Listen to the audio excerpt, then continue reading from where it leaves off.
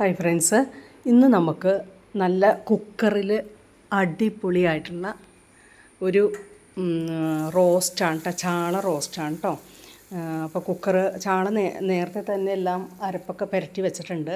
കുക്കറിലേക്ക് നമുക്ക് ഒരു പിടി ചുമന്നുള്ളി വട്ടത്തിലരിഞ്ഞതും ഒരു സവാള കുഞ്ഞാക്കി അരിഞ്ഞതും ഇത്തിരി ഇഞ്ചി വെളുത്തുള്ളി അരിഞ്ഞതും ഇട്ടിട്ടുണ്ട് കേട്ടോ. അത് നന്നായി ഒന്ന് വഴന്ന് വരുമ്പോഴത്തേനും നമുക്ക് നേരത്തെ എടുത്ത് വെച്ചിരിക്കുന്ന ഈ അരപ്പിനകത്ത് മുളക് പൊടി, മഞ്ഞൾപ്പൊടി, ഉപ്പ്, കൊടംപുളി വെള്ളം, ഇത്തിരി കുരുമുളകും പിന്നെ ആവശ്യത്തിനുള്ള പെരിഞ്ജീരകമാണ് ഇതിൻ്റെ പ്രത്യേകത. പിന്നെ വെളുത്തുള്ളി ഇഞ്ചി കൂടി അരച്ച പേസ്റ്റാണ് അതിലേക്ക് ഒഴിച്ചിരിക്കുന്നത് കേട്ടോ. നന്നായി മൂത്ത് വരുമ്പോഴത്തേനും ചാളയുടെ പലിഞ്ഞീനിലെല്ലാം ഞാൻ പുരട്ടി വെച്ചിട്ടുണ്ട് കേട്ടോ, മസാലയൊക്കെ നേരത്തെ. അതുപോലെ ചാള ഈ അരപ്പൊത്തിരിയൊക്കെ പുരട്ടി നേരത്തെ വെച്ചാൽ അതിൻ്റെ അകത്തെല്ലാം പിടിച്ചോളും. നന്നായി ഇത് ആ പച്ച മണം മാറിക്കഴിഞ്ഞ് വരുമ്പോഴത്തേനും ഞാൻ കുറച്ച് കുടംപുളി വെള്ളം ബാക്കിയുള്ളത് ഒഴിച്ചിട്ടുണ്ട് കേട്ടോ അതിൻ്റെ അകത്ത് കേട്ടോ. വെള്ളം അത്രയും വേണം. എന്നിട്ട് അതിൻ്റെ അകത്തേക്ക് ചാള നമുക്ക് പറക്കി വയ്ക്കാം കേട്ടോ. നല്ല ചാളയായിരുന്നു. ചാളയുടെ പലിഞ്ഞീന് മുട്ടയുണ്ടല്ലോ, മുട്ടയ്ക്കകത്തും അതുപോലെ സ്വല്പം ഈ കുടംപുളിയുടെ വെള്ളത്തിലാണ് അരപ്പെല്ലാം ഞാൻ പുരട്ടി വെച്ചിരിക്കുന്നത്. എൻ്റെ മുമ്പുള്ള മീൻ വയ്ക്കുന്ന വീഡിയോയിലെല്ലാം ഞാൻ അങ്ങനെ തന്നെ പറഞ്ഞിട്ടുണ്ട്. അപ്പോൾ ആ വീഡിയോ കാണുന്നവർക്കറിയാം കേട്ടോ.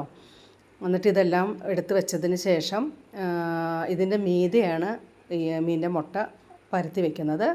ലാസ്റ്റ് വേണമെങ്കിൽ നമുക്ക് അതിൻ്റെ മീതെ തക്കാളി ആവശ്യമുള്ളവർക്ക്, ഇഷ്ടമുള്ളവർക്ക് ഇതിൻ്റെ മീതെ വട്ടത്തിൽ തക്കാളി അരിഞ്ഞ് വയ്ക്കാം. ആവശ്യത്തിനുള്ള വേപ്പില നിരത്തി വയ്ക്കാം. എന്നിട്ട് ഉപ്പൊക്കെ ഉണ്ടെന്ന് നോക്കണം കേട്ടോ. കാരണം നമ്മൾ ഈ റോസ്റ്റ് ചെയ്യുമ്പോൾ ഇതിനകത്തെല്ലാം ഒരേപോലെ പിടിച്ചിരിക്കണം. നല്ല രുചിയാണ് കേട്ടോ. ഞാനിതിപ്പോൾ പല തവണയായി ഉണ്ടാക്കുന്നത് കേട്ടോ.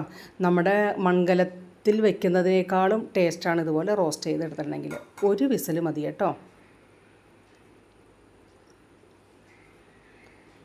ഒരു വിസിൽ കഴിഞ്ഞാൽ നമുക്കത് ഓഫാക്കിയെടുക്കാം.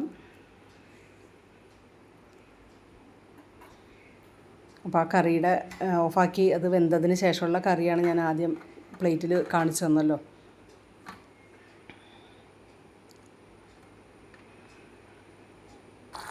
എല്ലാവരും ഒന്ന് വെച്ച് നോക്കണം കേട്ടോ. ഇഷ്ടപ്പെട്ടെങ്കിൽ സബ്സ്ക്രൈബ് ചെയ്യണം.